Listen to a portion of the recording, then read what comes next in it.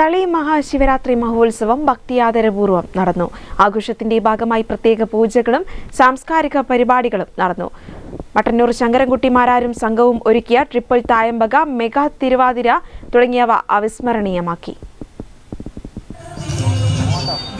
മേളത്തോടും ഗജവീരന്റെ അകമ്പടിയോടും കൂടിയുള്ള കാഴ്ച ശീവേലിയോടെയാണ് കോഴിക്കോട് തളി മഹാശിവക്ഷേത്രത്തിലെ ശിവരാത്രി മഹോത്സവങ്ങൾക്ക് തുടക്കമായത്.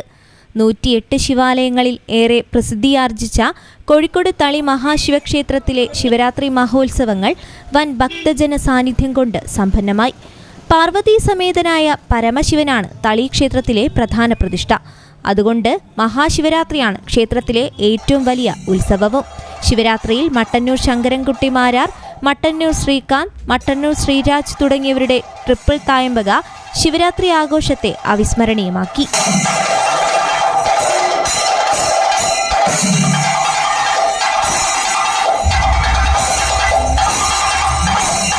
തുടർന്ന് മാതൃസമിതിയുടെ നേതൃത്വത്തിലൊരുക്കിയ മെഗാ തിരുവാതിരയിൽ ഭക്തജനങ്ങൾക്ക് വേറിട്ട കാഴ്ചാനുഭവമായി.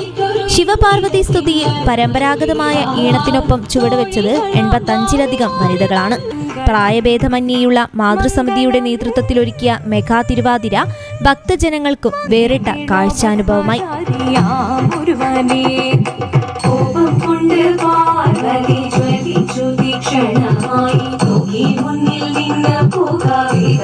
ശിവശക്തി അത് കേൾക്കെ മഹാദേവൻ മന്ദഹാസം ചൊരിയവേ മുനിവേഷം മാറി ശിവൻ പ്രത്യക്ഷനായി.